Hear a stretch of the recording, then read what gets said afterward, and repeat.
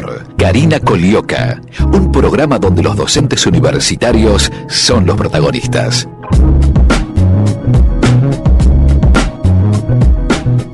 Hola, muy buenos días, bienvenidos a una nueva emisión de La Cátedra, el programa auspiciado por la Asociación de Docentes de la Universidad de Buenos Aires. Mi nombre es Karina Colioca y hoy tenemos un programa súper especial, un programa en el que vamos a hablar de política internacional, pero de una manera diferente a la que venimos tratando en este espacio.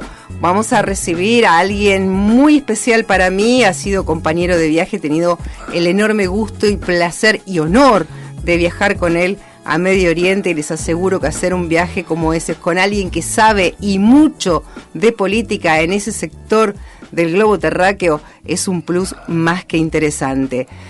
Yo no sé cómo empezar hoy a hablar con ustedes, me gustaría creer que no estamos siendo espectadores de la Tercera Guerra Mundial, pero la información que nos llega tanto de Europa como de Medio Oriente, me atrevería a decir que cuanto menos me dejan siendo una ingenua. Cuando hablamos de Tercera Guerra Mundial es difícil porque uno tiene en su mente las dos grandes guerras que han quedado documentadas, nos llegan a nosotros como historia.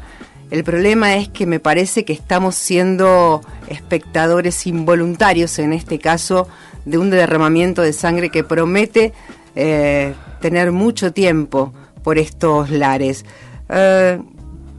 Para poder entender este tema un poquito mejor, es que invité hoy al analista internacional, experto en asuntos del Medio Oriente y África del Norte, especialista en contraterrorismo y especialmente un querido compañero de viaje, Horacio Calderón. Muy bienvenido, muy buenos días, gracias por estar aquí en la radio de la Universidad de Buenos Aires. Pero gracias por invitarme, un placer, además de haber compartido ese viaje contigo.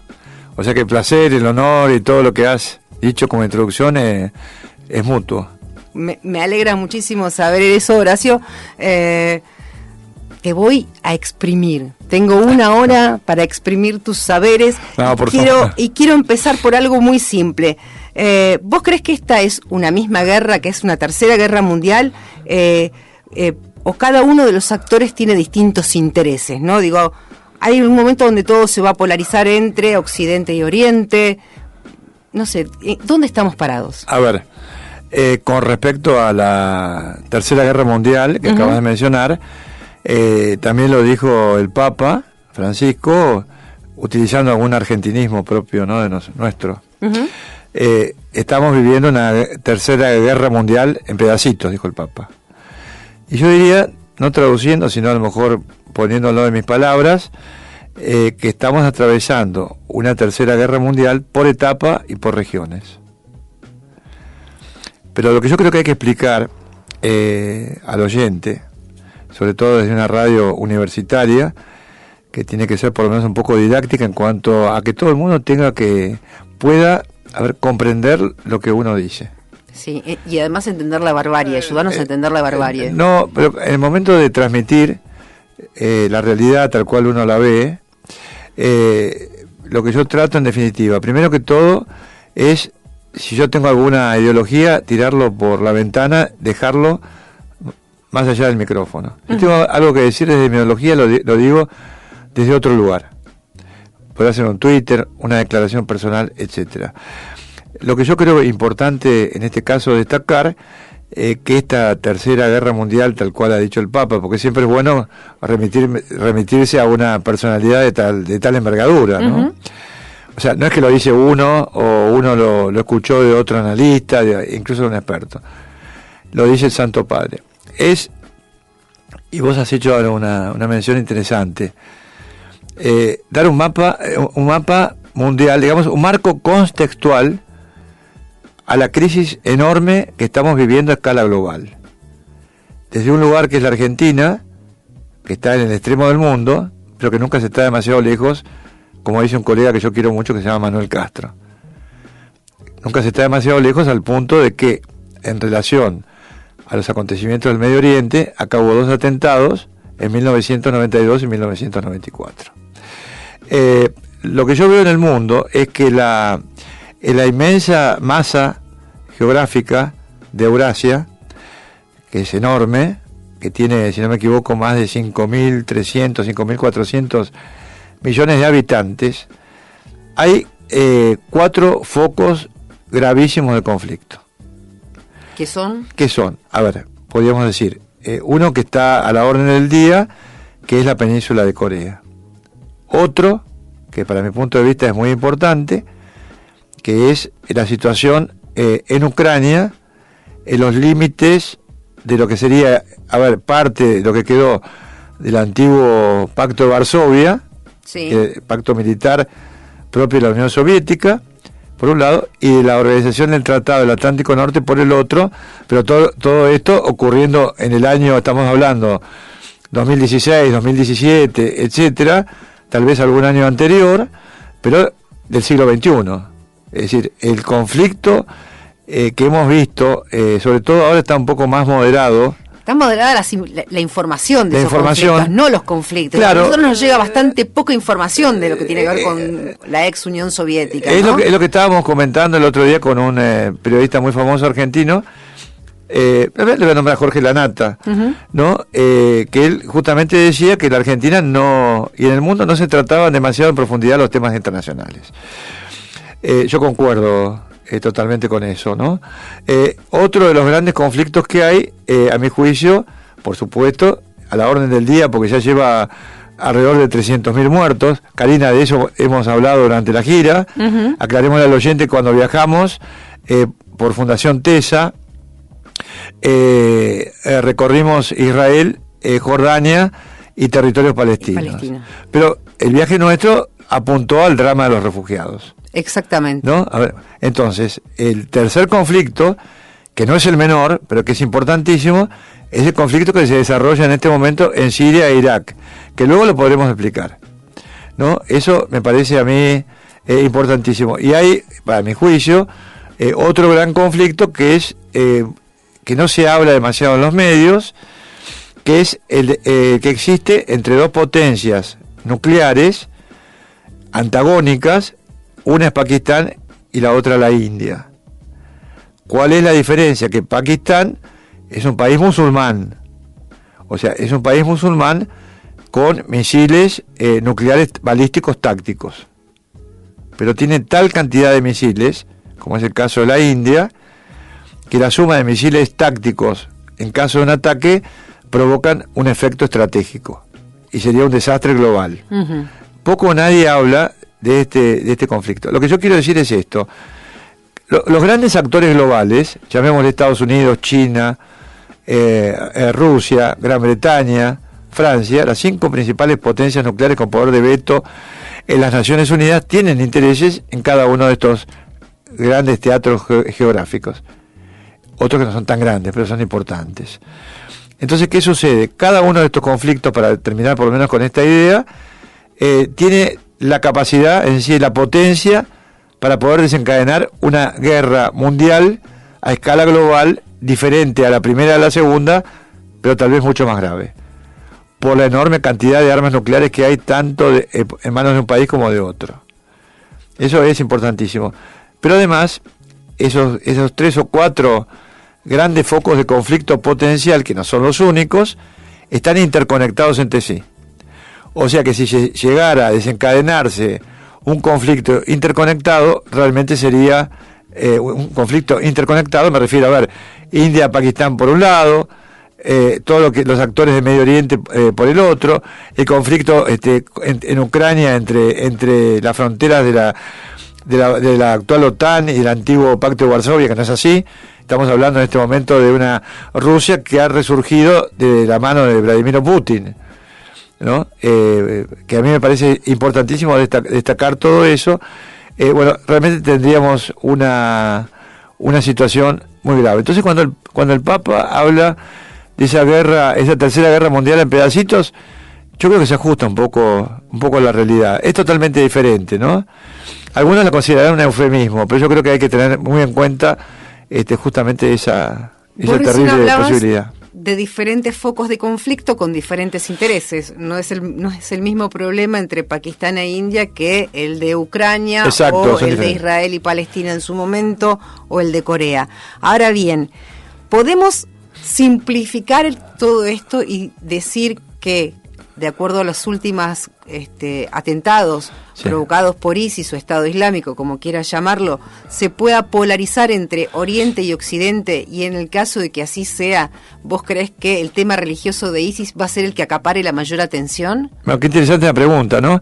Yo contestaría diciendo que acá no es un problema entre Oriente y Occidente, porque vemos que dentro de lo que es el Oriente, desde el punto de vista geográfico, por ejemplo, hablemos concretamente de la guerra en Irak y en Siria, si bien los cristianos porque yo soy cristiano, católico, hemos sido perseguidos, y en algún caso estamos siendo perseguidos, desde el punto de vista estadístico, la mayor cantidad de bajas son musulmanes.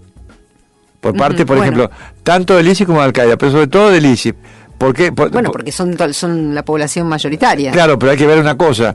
Pero ¿por qué, por ejemplo, el ISIS decapita a musulmanes? ¿Por qué el ISIS arroja a un musulmán desde un 8º piso por su orientación sexual vivo? ¿Por qué el ISIS, por ejemplo, asesina a gente que no está de acuerdo con su concepción tergiversada para mi punto de vista y desviada del Islam?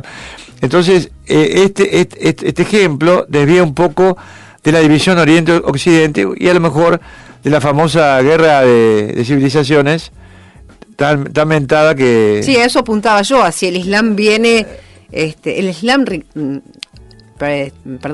radicalizado. Radicalizado, ¿no? Exactamente. El fanático del Islam, si no viene comiendo como un Pac-Man, ¿no? Y sembrando terror ya sea en Oriente como en Occidente, también, ¿no? En Occidente también. Yo en eso coincido.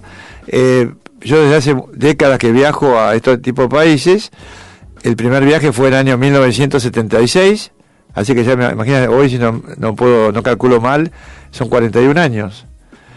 ¿No? Así que se imagina el oyente la edad que tengo en este momento. Hace 41 años. Estoy por cumplir 72, lo puedo decir. Una maravilla, estás impecable, Horacio, además. Lo puedo decir, pero 41 años de pisar ese suelo y de conocer y de saber cómo piensan. Una de las cosas que a mí me llamó más la atención y que me quedó de ese viaje que juntos hicimos gracias a la Fundación TESA y a la profesora Susana Pérez, que además es profesora de esta casa de altos estudios, es esta cuestión de no poder entender con una mente occidental cómo piensa un oriental, ¿no?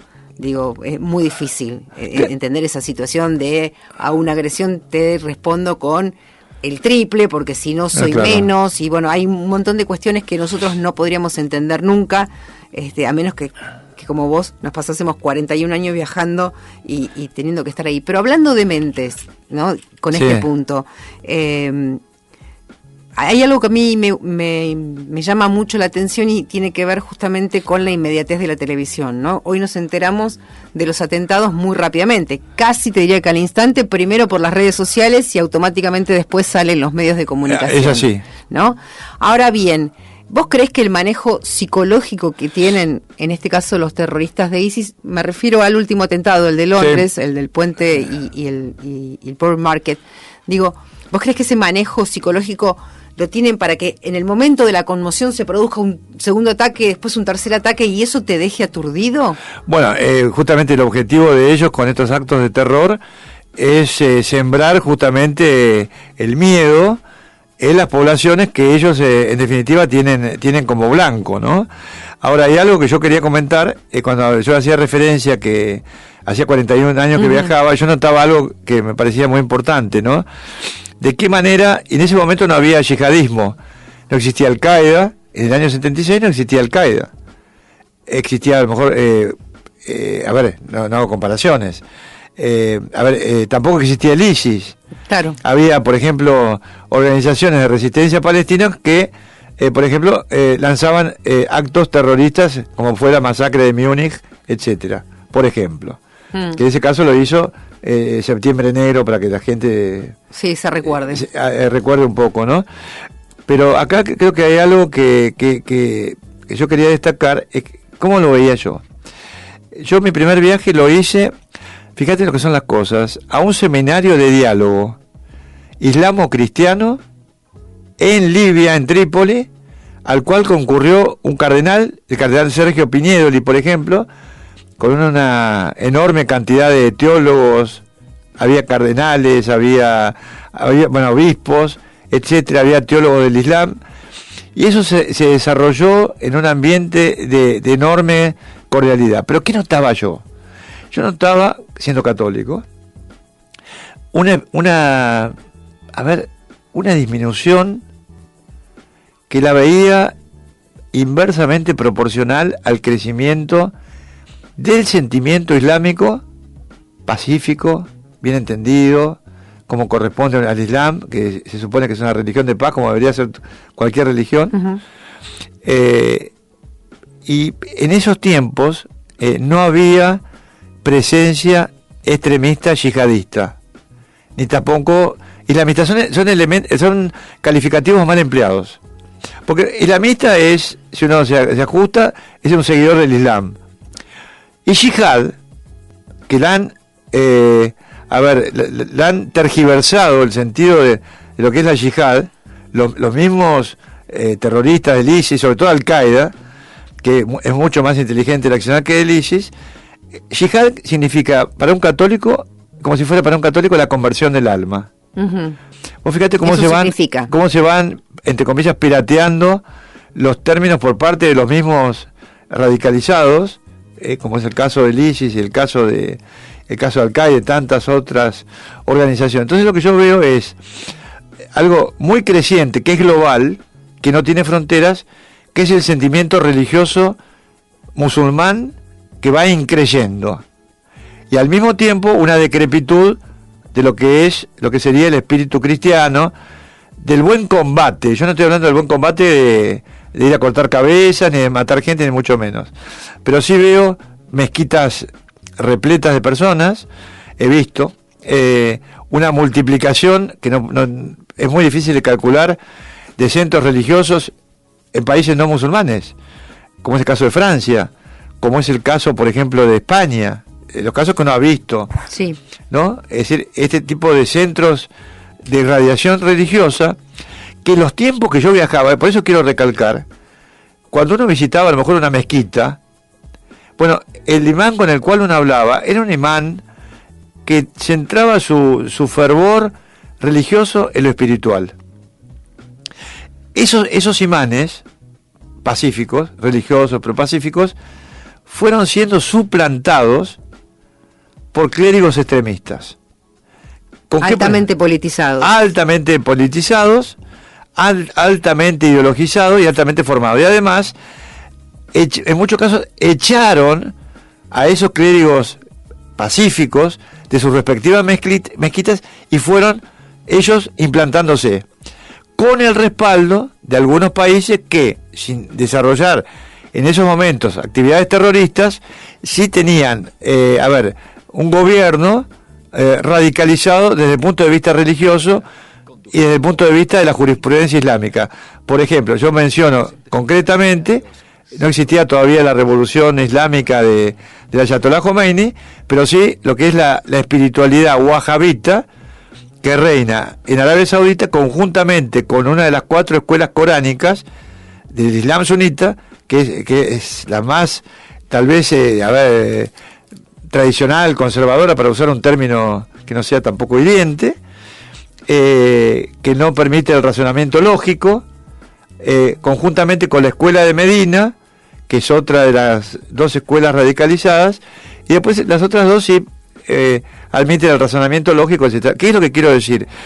Que estos centros de irradiación de un Islam más agresivo, más conservador, tal vez no tan agresivo desde el punto de vista de lo que fuera lanzar atentados, eso no existía en ese momento, pero sí dieron un enorme respaldo en países como Pakistán.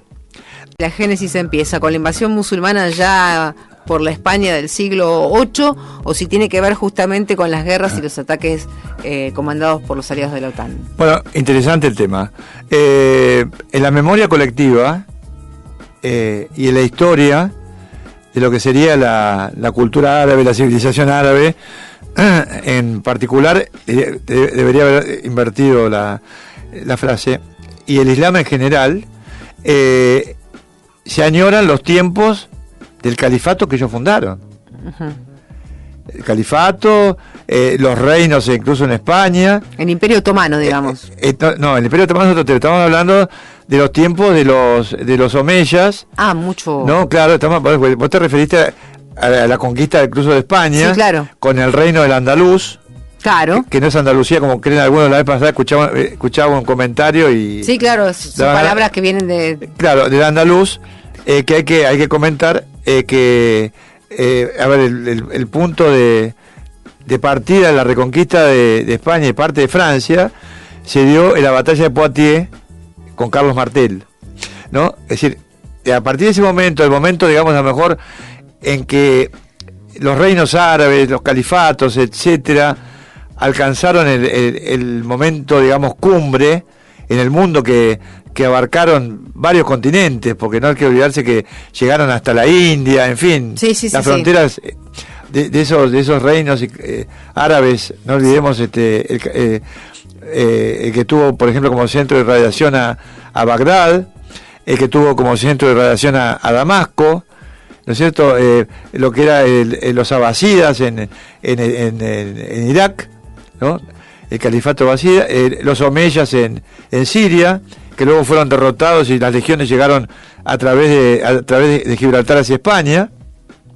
Bueno, la memoria hereditaria, porque eso va, lleva a los musulmanes actuales a añorar y a querer. Eso hay que explicar bien cuál es la visión del musulmán piadoso, pacífico, hasta pío, diría yo, sí, por un lado, y de los yihadistas por el otro.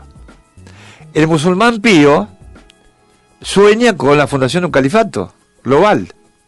¿Cómo lo equipararía yo a lo que querría un católico? A lo mejor él equivaldría, estamos hablando siempre en términos pacíficos, al reino de Cristo en esta tierra. Uh-huh. Algo para que más o menos el oyente entienda. Estamos hablando de pensamientos que son coherentes con la paz, etcétera, ¿no? Por lo menos.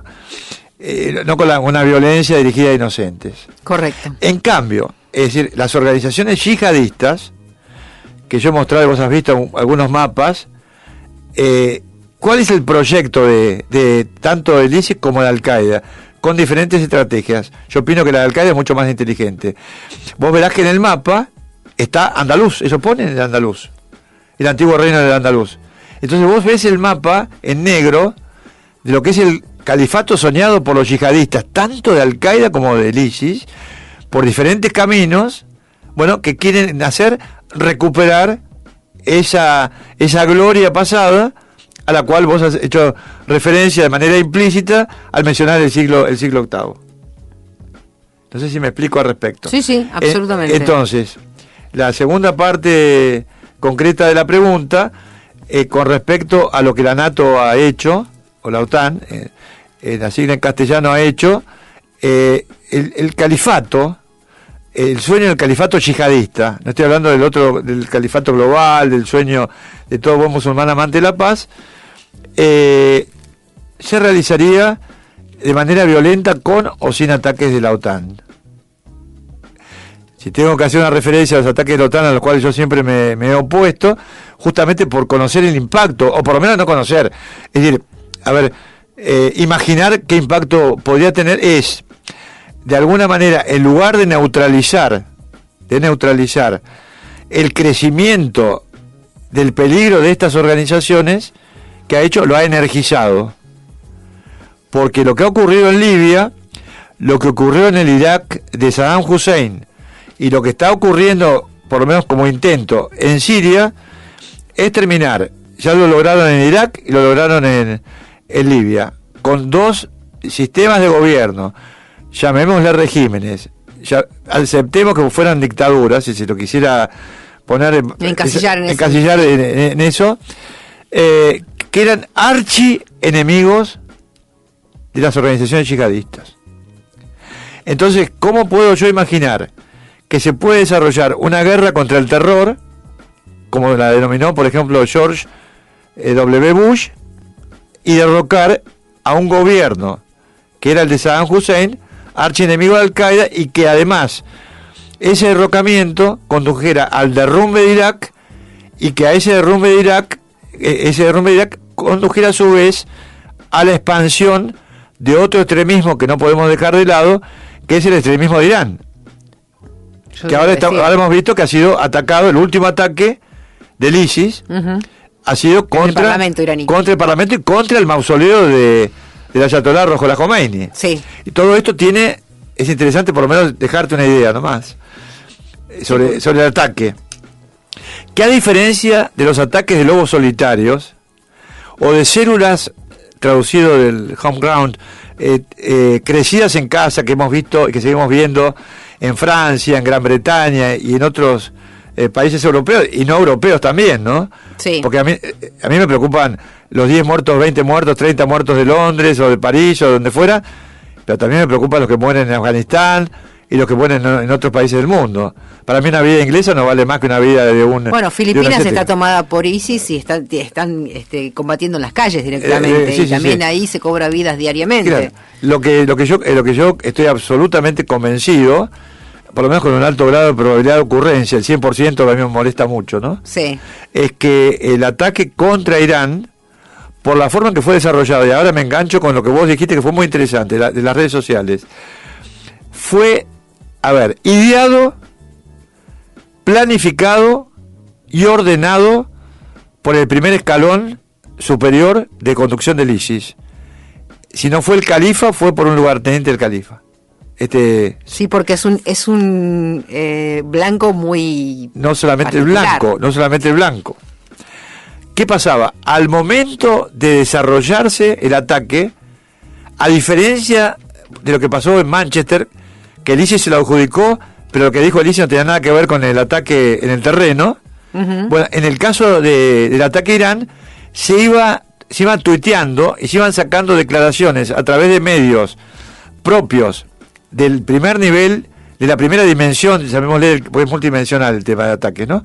Del califato, con precisiones, diría que casi exactas de lo que estaba ocurriendo. Entonces, en simultáneo al ataque. En simultáneo al ataque. Entonces, a mí en este caso particular, no me cabe ninguna duda, como a otros expertos, yo he consultado a expertos en la materia, de que ese ataque fue lanzado directamente por órdenes, planificación, idea de la conducción, del leadership, ¿no? De la conducción, del liderazgo del ISIS. Que obviamente, por un lado, está devolviendo de alguna manera en el corazón espiritual, como podía ser de alguna manera el mausoleo de Khomeini, uno de los centros grandes centros de radiación. Ellos tienen otros que son desde el punto de vista religioso importantísimos, ¿no? Algunos que están en Irak inclusive, chiitas. Devolución, entre comillas, de favores, porque no hay que olvidarse que Irán y el Hezbollah libanés, que es su brazo en Líbano y en este momento en Siria, están en la primera línea de batalla contra el ISIS y contra Al-Qaeda también, contra ambos, pero sobre todo contra el ISIS. Entonces lo que yo veo que el ataque del ISIS contra Irán es un ataque que no va a tener consecuencias de orden táctico, como podría ser un ataque a lo mejor en Francia, etcétera, sino que es un ataque con consecuencias estratégicas.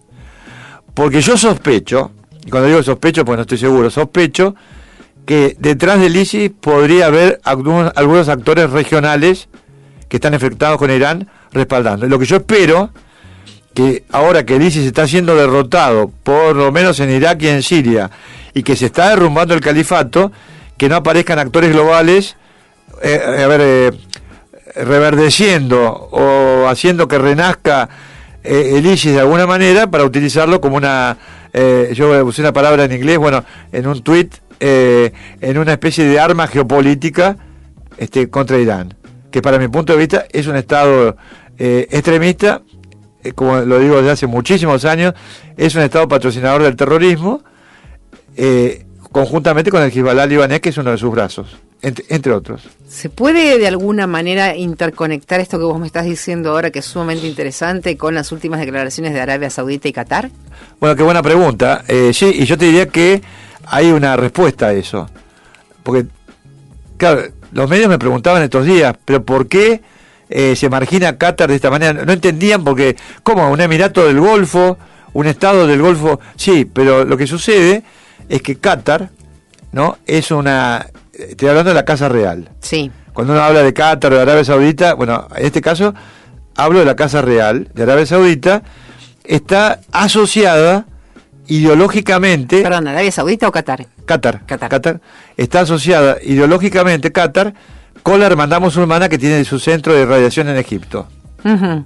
Esas son las explicaciones. Y la herramienta que tiene, sobre todo propagandística, además de las cuestiones geopolíticas y todo este apoyo a grupos armados, etcétera, etcétera, tiene como centro principal a la cadena Al Jazeera. Y en el ultimátum que hace pocas horas yo mencionaba también, que ha llegado a Qatar, estaría la exigencia, cuidado, porque están al borde de poder ordenar una invasión contra Qatar, la exigencia de remover a la cúpula de Al Jazeera, uh-huh, al directorio de Al Jazeera, que ellos consideran partidario de la hermandad musulmana. Ahora, me preguntarás vos, digo yo, ¿por qué el problema de Arabia Saudita y de algunos emiratos con la hermandad musulmana? Porque la hermandad musulmana, la ideología, ellos también quieren un califato global, esperan la llegada del Mesías, del Mahdi. Bueno, todo se coincide, pero ¿cuál es la diferencia?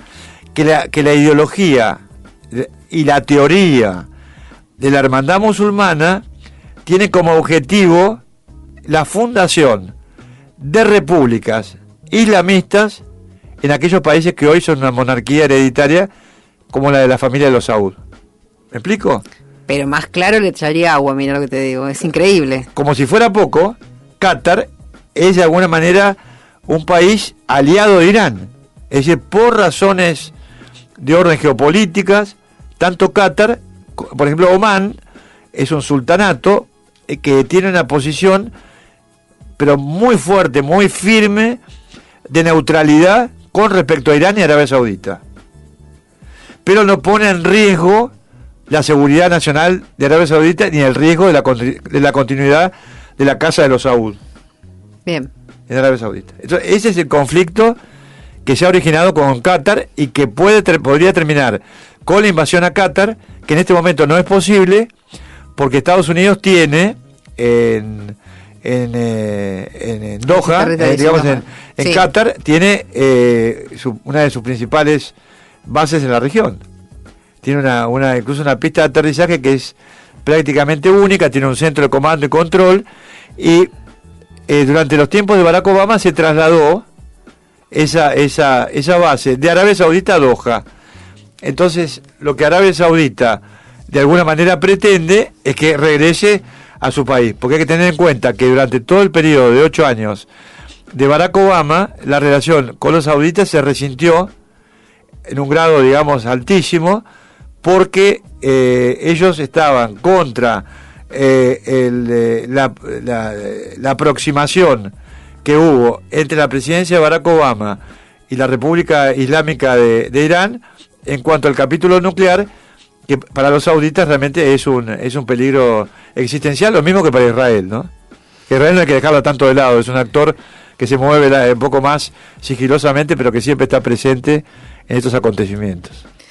Estamos charlando con Horacio Calderón, analista internacional, experto en asuntos de Medio Oriente y África del Norte, especialista en contraterrorismo. En una semana particular estuvo esta semana la canciller alemana Angela Merkel en nuestro país. Mucho por preguntarle, mucho por saber. Realmente hasta ahora todo lo que nos has contado, Horacio, es realmente fascinante. Uno se da cuenta que le hace falta mucha más información y mucho más conocimiento para poder de alguna manera ya no entender, sino al menos interpretar qué es lo que está pasando en el mundo. Te invito a que nos tomemos unos minutos nada más para conocer cuáles son las noticias de la Asociación de Docentes de la Universidad de Buenos Aires, y cuando regresemos seguimos en esta charla más que rica.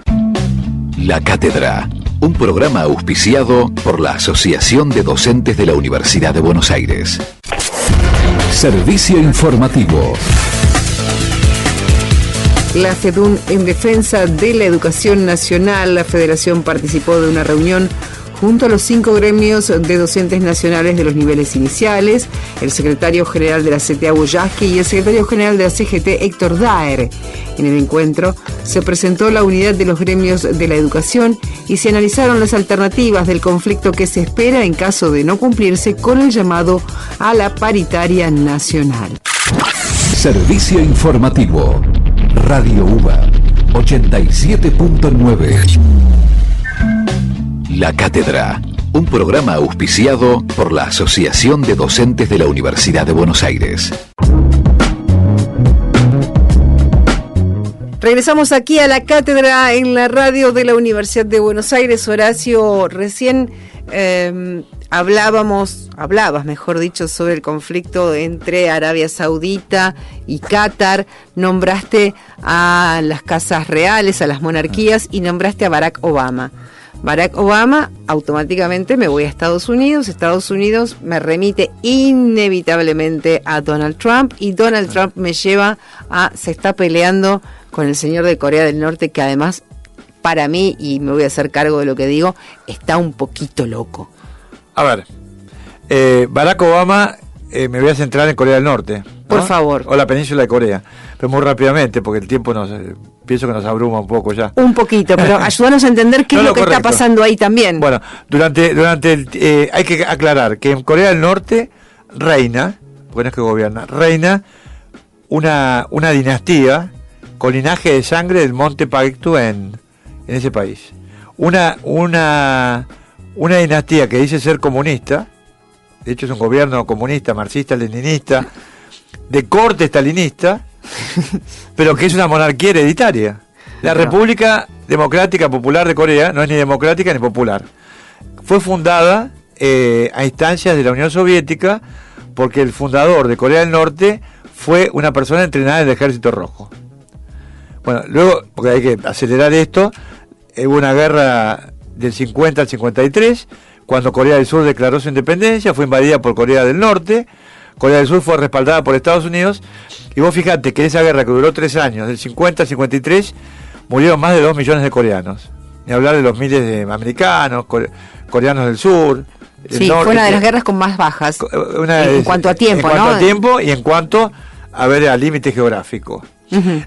Corea del Norte y Corea del Sur forman parte de una península que históricamente fueron reinos a lo largo de toda su historia, pero sufrieron la presencia por etapas colonial de los chinos y la presencia brutal y colonial de los japoneses, que llegaron a armar una especie de división, no diría brigada, de mujeres esclavas sexuales, que eran eso no se sabe demasiado, 30 o 40 mil, que ofrecían sus servicios, por supuesto compulsivamente, a los soldados japoneses que peleaban en distintas regiones de la Segunda Guerra Mundial, o que estaban operando en el terreno como ocupantes.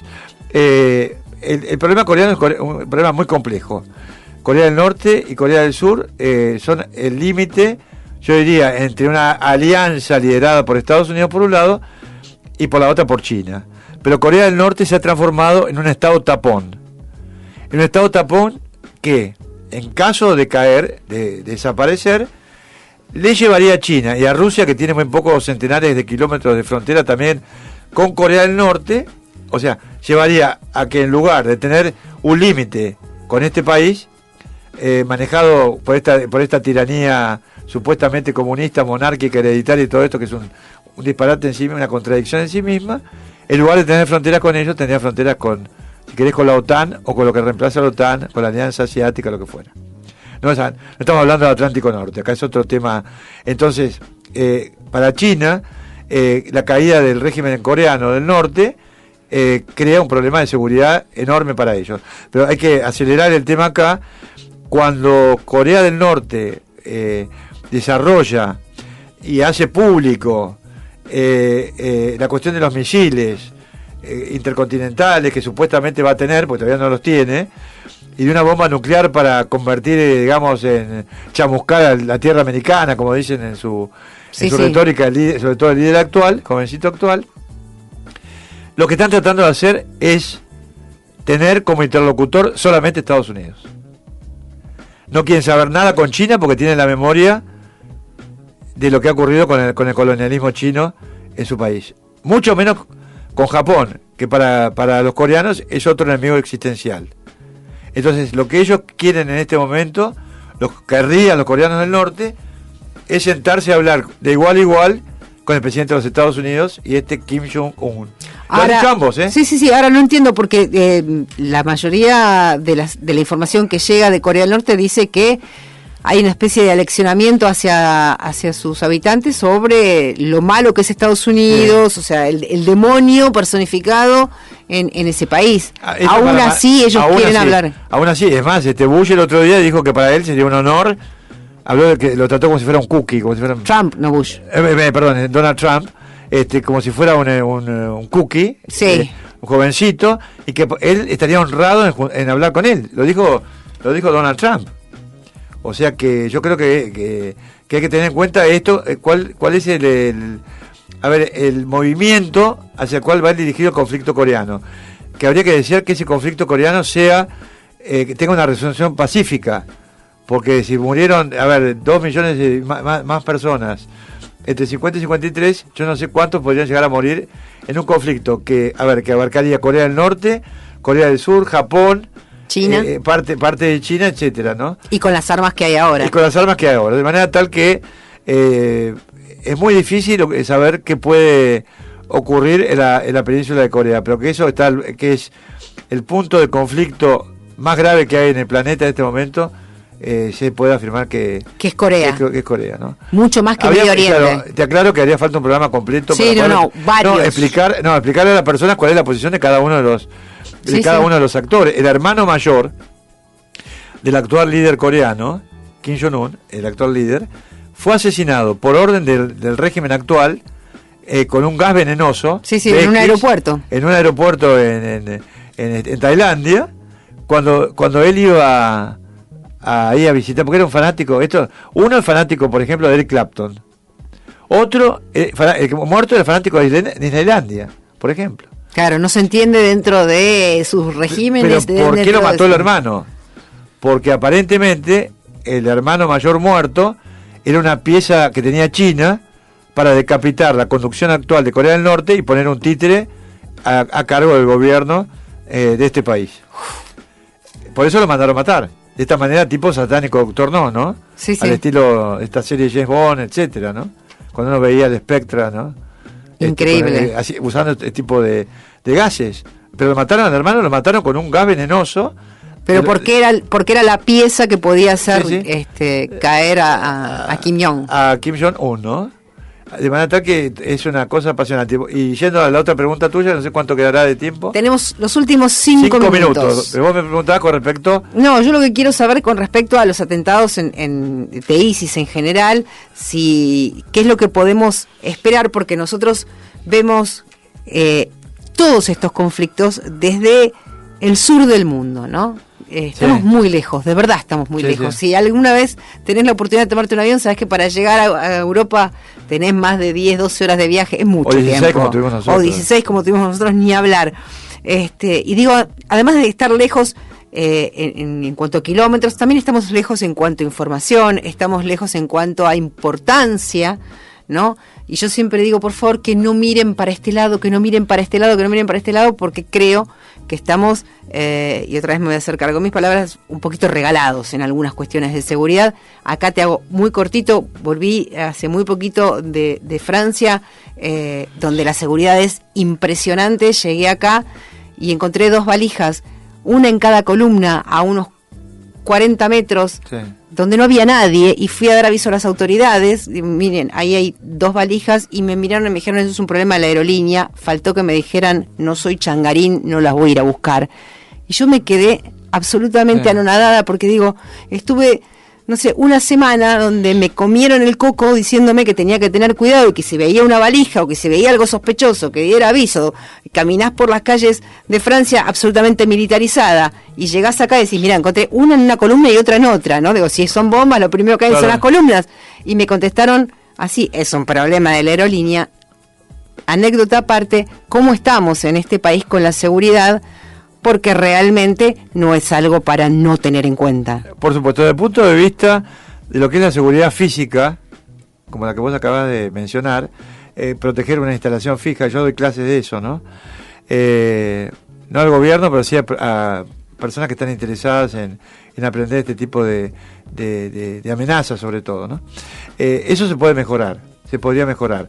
Lo que no se puede mejorar acá, porque no los hay, es, a ver, de qué manera prevenir una actividad terrorista, yihadista, de organizaciones como Al-Qaeda y como el ISIS, como lo era y lo puede llegar a volver a ser el Hezbollah libanés.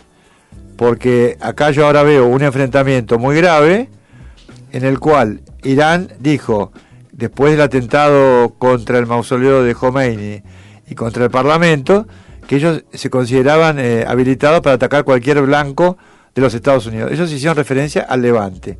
Pero habida cuenta que algo ocurrió en la Argentina en el 92 y en 1994, respondiendo, Karina, a tu pregunta, yo te diría que estamos realmente frente a un problema muy grave, porque lamentablemente la dirigencia política argentina en general tiene un desconocimiento, y ellos piensan que la teoría, la ideología, la estrategia, a lo mejor las tácticas que puedan emplear terroristas del exterior, como el caso del ISIS, Al-Qaeda, Hezbollah, para no olvidarse de nadie, sí, es algo parecido a contener una insurgencia terrorista, por ejemplo, como si fuera actualmente la FARC, ¿no? No tiene nada que ver. No tiene absolutamente se manejan de nada manera que ver, completamente diferente.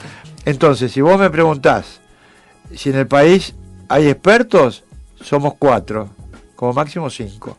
Esto lo he repetido. Yo hablo por los medios. A mí nadie del gobierno me consulta. No te ha llamado nadie del gobierno. No, aparte si me ha llamado, a lo mejor yo no lo podría decir. Pero no me han llamado. O sea, no es que uno esté con esto presionando para que me llamen, porque yo no sería funcionario público de esto. Porque además, si vos asumís una función, tenés la responsabilidad de proteger a la gente. Entonces, ¿de qué serviría un Horacio Calderón, un Juan Pérez, no voy a nombrar a los otros 3 o 4 que están, si no tuvieran los medios necesarios humanos y materiales, pero sobre todo humanos, para cumplir con eso? Para poder, aparte, formar una persona en esto te lleva 10 años, no te lleva 2, 3, 4, 5 años. Y tenés que formarla de acuerdo y en los tiempos de la dinámica actual, que van mudando las tácticas, porque vos ves que antes eran tácticas con bombas, secuestros de aviones. Cuando se ajustaron la seguridad en las aerolíneas, que por supuesto algo falla, como ocurrió en el aeropuerto de Estambul, donde tuvimos nosotros, viste el impacto que tuvo eso. Bueno, ahora hay que prevenirse de personas que atacan con autos, con camiones, o con un cuchillo, o con ambas cosas combinadas, como acabamos de ver en London Bridge o en el Borough Market. Horacio, increíble, como siempre sos una persona muy clara y sabés muchísimo. La gente que quiera seguir escuchando o interiorizándose de los saberes de Horacio lo puede hacer a través de Twitter, es Horacio Calderón, ¿no? @Horacio Calderón, y la página web es www.horaciocalderón.com. Todo muy modesto, hecho a pulmón, pero no hay nadie detrás mío que me pueda indicar qué es lo que debo decir o no decir. Horacio, te agradezco muchísimo que hayas venido, que hayas estado aquí con nosotros hoy en esta emisora, que además es la emisora de una casa de altos estudios absolutamente reconocida y te diría líder en Iberoamérica, así lo dice el último ranking de QS. Exacto. Somos líderes en Iberoamérica, así que tu palabra se escucha no solamente acá, sino en toda la región. Bueno, muchísimas independientemente gracias. de eso, yo siempre digo lo mismo, ¿no? Para mí vale lo mismo una radio o un canal que tiene a lo mejor 50.000 oyentes, u otra que tiene 5 millones de personas que lo escuchan. Lo importante es transmitir el mensaje, y en el caso particular de hoy, el placer de haberme reencontrado con vos después de ese viaje fascinante. Absolutamente fascinante.